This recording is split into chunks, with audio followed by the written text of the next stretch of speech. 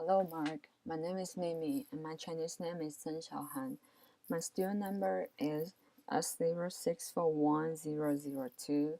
Today, the title of speech is How Adaptive Clothing Empowers People with Disabilities. And I'm a freshman in English department. I love fashion.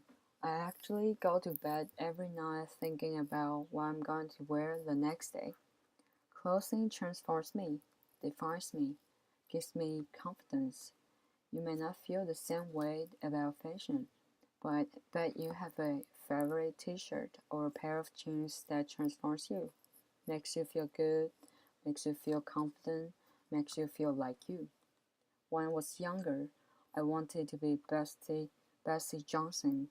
I thought we were kindred, crazy hair spirits together. I did go to fashion design. I worked in this industry for years and loved it.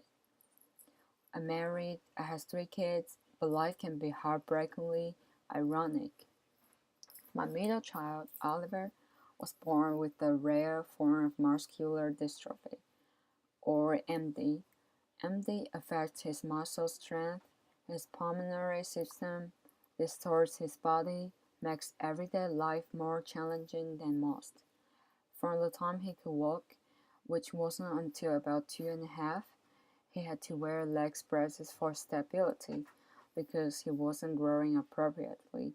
He had to wear a feeding tube that was placed on his face. He endured stares, so did I. But my husband Greg, I told him that no matter what, he was just like everybody else. But everyday tasks for Oliver that we all take for granted were incredibly challenging. The simple act of dressing yourself, the very things that I adore, was a nightmare for him. His form of MD does not affect his mind. His brain is an A+, which means he's acutely aware of his shortcomings. This became very evident when he started school. And that daily act of dressing yourself was a constant reminder of what he could and what he could not do.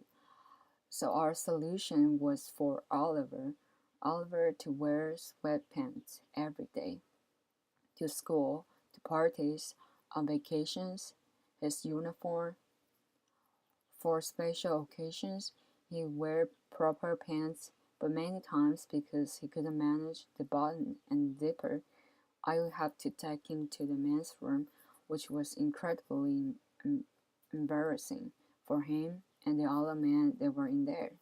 But then I said, "Oh, please, there's nothing I haven't seen before." Laughter. For years we muddled through, but when Oliver was in third grade, I found out he was more like me than I ever imagined. Oliver, too, cared about fashion. He came home from school one day and said very definitely that he was going to wear jeans to school like everybody else gets to wear. Well, I certainly couldn't go to a class with him and take him to a boys' room, but there was no way I was telling my 8-year-old that he could not wear what he wanted to wear. So that night, I microwaved the hell out of his jeans. I remember when I was pregnant and unwilling to stop wearing my own furry pants, even though I was busting out of them. Then rubber bands freak.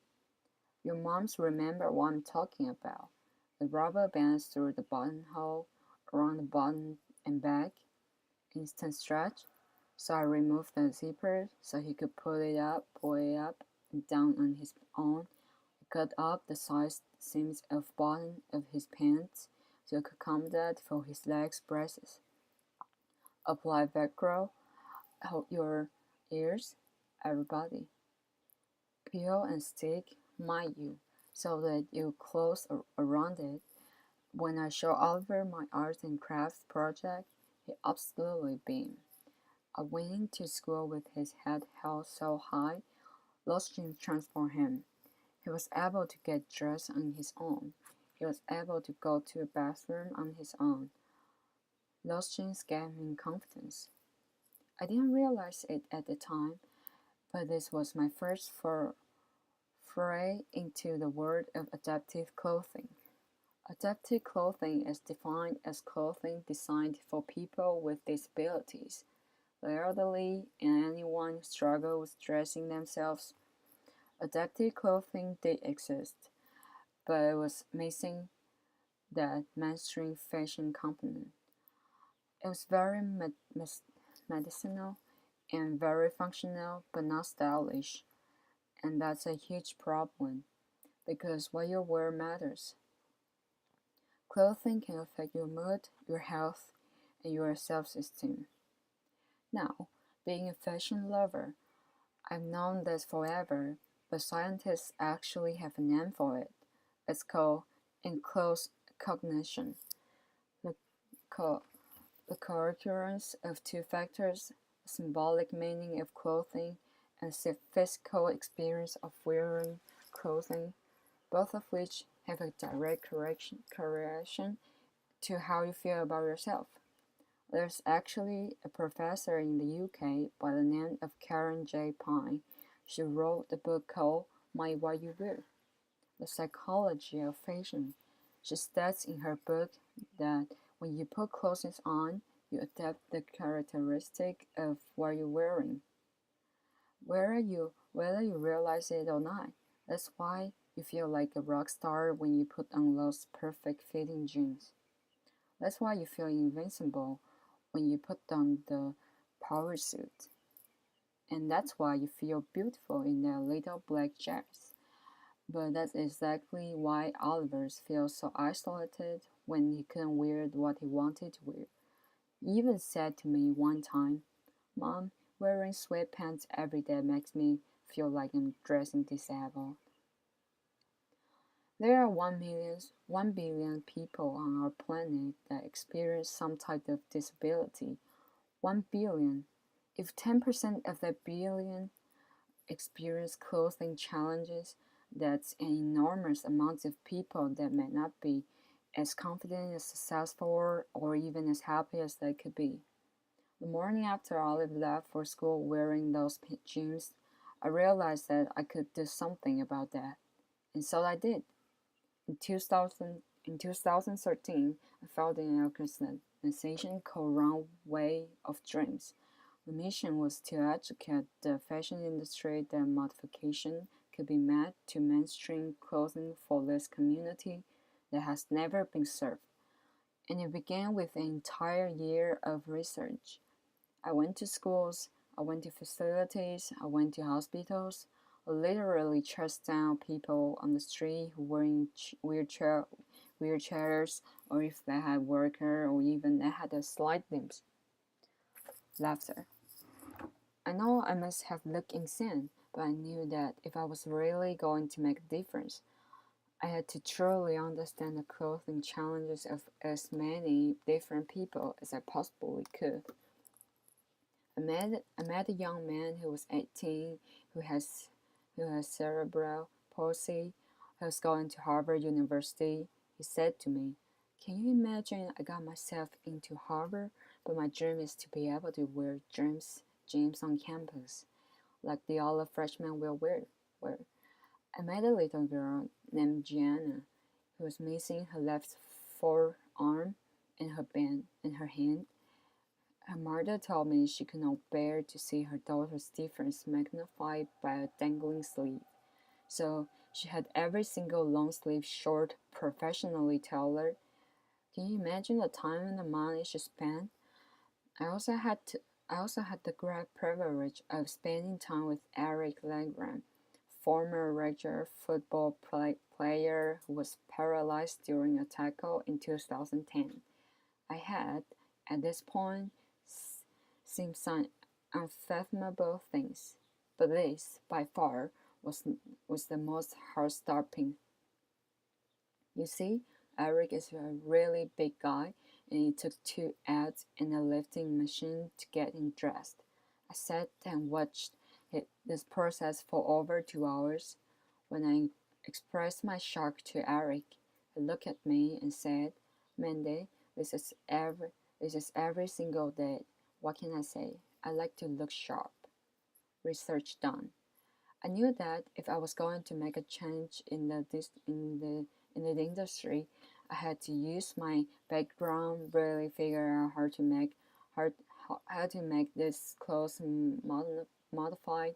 So I took the information I gathered over that past year, and I figured out that there were actually three categories that were affected across the board. The first were closure. Buttons, snaps, slippers, hook and eyes were a challenge for almost everybody, so I replaced them with the more magnetable technology, magnets. Magnets made our Harvard freshman able to wear jeans on campus because he could dress himself. Second, adjustability. Pants length, sleeve length, waistband were a challenge for so many different shaped bodies, so I add elastic and internal hemming system. This way, Joanna could wear a shirt right off the rack and just adjust the one sleeve. Last, alternate ways to get the clothing on and off the body. Outside the traditional way of over your head, so I designed a way to go in arms first. This, for somebody like Eric, could actually take 5 steps of his dressing process and give him back the gift of time. So I went out, I bought clothing right off the rack. I sat at my kitchen table, ripped them apart, did prototype after prototype until I felt I had the grand modification, and then I was ready for the big leagues, the fashion industry.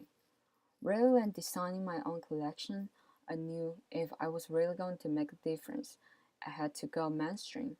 I believed that I just needed to educate the industry of the enormity of this population and the fact that these were consumers that simply weren't being considered.